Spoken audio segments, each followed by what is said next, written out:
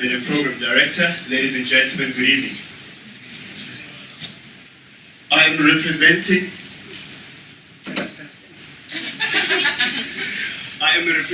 Mogogodi Primary School. This school is in Sebokeng, in the Val Triangle. Mogogodi, being in Sebokeng, is a very special school. It is a special school because it was established in 1982, the year that I was born. And I am from Zone 12, and the school is from Zone 11 in Sebokeng. So I think in Partners for Possibility, they first said, James, you are in Pretoria. Why so far in the Val Triangle? And then I recited a story that my uncle once told me. I grew up in the Eastern Cape, firstly in my primary years. And my uncle said to me, I went home, and then my uncle said, I went home and I said, Uncle, this place is falling apart. The gardens are not done, the cattle are thin, and the roads are not graded. What's happening? And then he said to me, James, where did you grow up? And I said, I grew up here. And then he said, where do you stay now? And I stay in Pretoria, in Johannesburg. And he said, that is why things are falling apart here. So I said, I will make it a point that I will go back to where I grew up, which is in Sebokeng. So ladies and gentlemen, I'm representing, this is my school, Mogogodi Primary, and it is an inclusive school. A number of you have been asking me tonight, you said, why do I have this badge on? And I said, it is an inclusive school because it makes provision for learners with disabilities, learners with learning barriers. And it is a challenge in itself, though it is a blessing. So let me get to the presentation. My name is James Ramagao. I am from Exaro Resources in Pretoria. It is a mining organization. And I have been very privileged to be partnered with this passionate, courageous, and very strong lady. Her name is Sophie Mapiti Mulefe, and she has been a principal at this school for the past 3 years, and she has been a passionate educator for the past 20 years. So she's very experienced in what she does, and she does it very softly. Very softly. She will tell you where to get off very softly. And she told me already to say, James, when you present on your own, please don't mess it up. So I know that there's cameras, I must definitely not mess it up. On this slide, ladies and gentlemen, I wanted to highlight that when we come in as business partners, we must not come in with a mentality that things are broken, things are falling apart. Things are actually working in the schools. When I got to Mogogodi, this is a safe environment, clean, and you can see that their parking lot is actually looking very healthy. So things are there are things that are looking good in the schools. And the things that we did, myself and Sophie, sometime last year, is to introduce the first graduation, formal graduation, for the grade R learners. And we requested all the teachers to bring on to wear their regalia, to actually show the kids what to look up to, and also the parents as well, to say this is possible for the learners. And this is actually the very same class in their first year as grade ones. And it's such a great pleasure to see them progressing, and I think that's what the teachers enjoy the most, seeing children moving from one class from grade R until grade 12. And the other things that are going well at Mogogodi Primary School, Sophie has it going for her. She's got a food garden, and she is involved with the community at the same time. She teaches the learners how to plant agriculturally, how to have vegetables, and the community is collaborating in this, and the food is benefiting both sides, both the learners and the neighbors. And she's very thankful that it is a government school and there's no fees that are being paid, because unemployment has been mentioned. And she's thankful that the government is providing them with stationery, the things that they need, and also with a free school uniform for the learners, which is really amazing. And she's got 2 kitchens. The learners get a lunch break from the government feeding scheme. And she also has an NGO that is supporting her called Maranatha, that it provides the children with something to eat after school at 2 o'clock, and they even take something home for their parents to actually share with them when they get home. So that is really, really wonderful what is happening in the school. So ladies and gentlemen, Sophie, just go back. Sophie is very passionate about development. When Mogogodi became a full-service school, it demanded a lot of effort from the teacher's side to understand what the learners or full-service learners need, and they needed to be educated in that regard in terms of how to treat these learners. And we also had some workshops together with the educators, and we set some direction in terms of the school. So this is one of the workshops that we facilitated, and she's really, really passionate about driving inclusion in the school. And one thing that I came across in the school during our partnership is that there is a challenge regarding infrastructure, that is furniture, school, chairs, and broken windows. And then he said, one class at a time, we will make a difference. And she ordered me to say, James, you will summit Kilimanjaro for us to be able to get something for the school. So we had a fundraising initiative where we raised funds and where I summited Mount Kilimanjaro to raise funds for the school, and we managed to get new chairs for the senior classes at Mogogodi Primary School. And in this initiative, what we did is some of the learners had to get some donations around, and those who got the highest amount, I promised them a trip to the airport, and then I took them to the airport and I took them to the Gaul train for their first experience, and they came to Sentif for their first time. So that is really wonderful.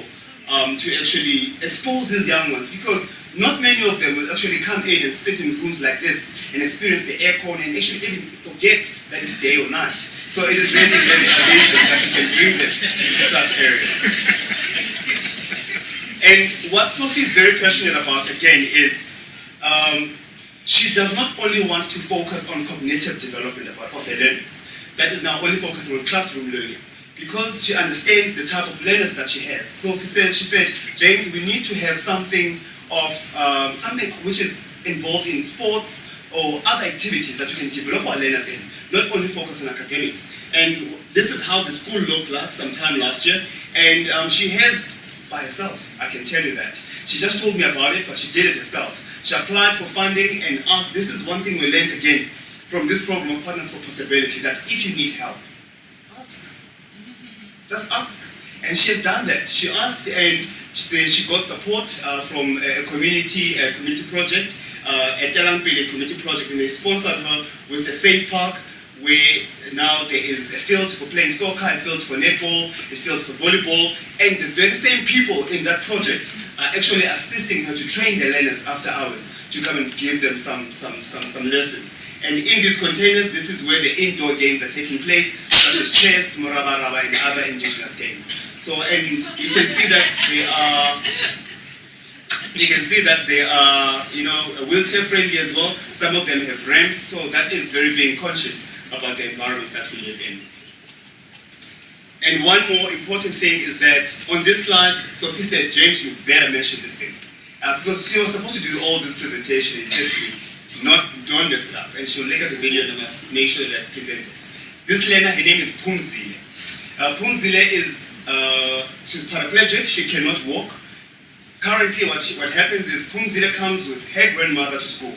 The grandmother picks her up, brings her to school, and then she's got the wheeler to just travel, just short distances in class. But the grandmother sits with her throughout the day. She helps her from one class to another because she is not mobile. So we're still looking for ways in terms of how we can assist Phumzile. And Phumzile is a mainstream learner. This is her work. This was still the January, February as a grade 1 learner in terms of she has demonstrated that she's bright like any other kid. But Mogogodi has managed to provide an environment where she's not discriminated against because she is disabled. But she is a mainstream learner, and she's proving that her condition is not a prevention that she cannot study and become educated. So, and also she says she's very thankful to the LSEs, that is a learner support educators, that are supporting in the classes to make sure that the learners progress. With all that has been mentioned, it's not to say we do not have challenges at Mogogodi. The first biggest challenge that we had, this was the computer center that has been closed for most of the years. And we have decided to say we will open the computer center, and we have established that the computers actually do work. It's just that we need certain programs to make the computers friendly for the learners and get some people to actually do the training. So that is still underway. And the key thing that Mogogodi struggles with is full service school, the concept of full service. In the township, people still think a full service school is, in Sesotho, it's very nice in Sesotho. They say isikolo samahlanje means that it's a school for made people. Anyway, so that is still that stigma in the community that we need to fight very hard. Because what we do in corporates now, we want to include people with disabilities, and we say we have targets and quotas that we must meet. If we don't start back at primary school or even pre-primary to actually have inclusion back then how do we expect to have people with disabilities to become MDs of Nedbank for that matter. And following that, we want to also promote parental involvement, and it is quite a challenge for Sophie's school to have parental involvement because most of the parents are actually very young. The parents are teenagers, and when she calls a parents meeting and you see these young girls coming, and I ask Sophie, are the parents still coming? She said, no, these are the parents. And I must tell you now, Sophie treats them with that respect. She said, not say a young girls and just making babies and not at all. You are parents and I will give you the dignity, and she expects that involvement from them because they are parents and make sure that they create the future for their little ones. So that is one thing that we still need to promote. And sponsorship, as it is budget, the government budget is limited. There is other things that she would like to do at the school to make sure that things run better. If we can get a private sponsorship, that would be great. I can have hands in terms of volunteers to sponsor the school. That would be nice.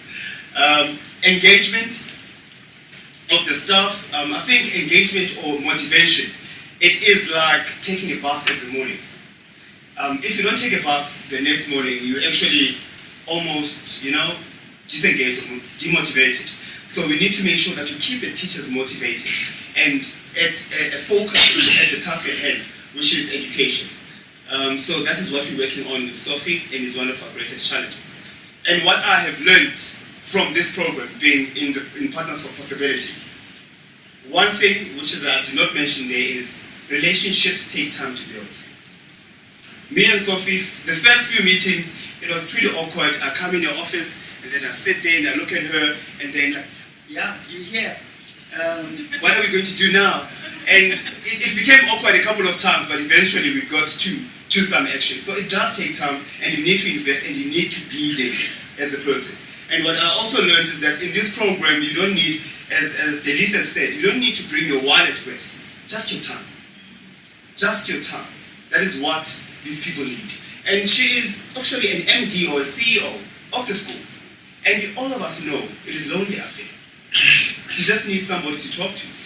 So Sophie does give me a ring there, time and opportunity, shares some advice, and she has most of the solutions, but she just needs to bounce them by somebody else.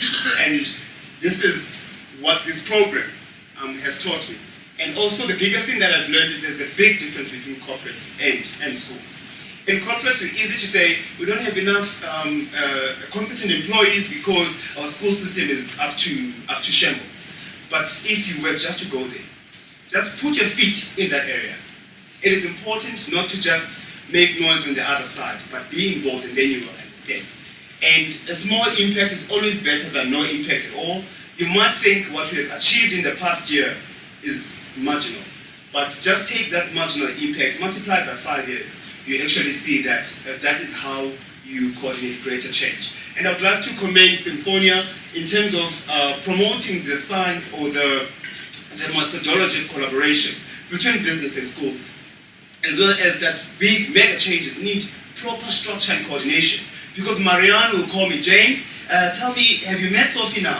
What are you doing? Just that person to say, are you doing something? Are you moving?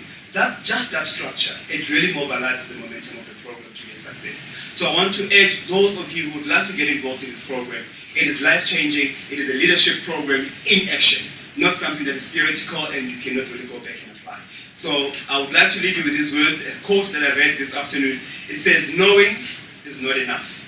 Apply what you know. So most of us do know a lot, but we never apply. And willingness is also not enough, but doing is what is important. So get involved, join Partners for Possibility.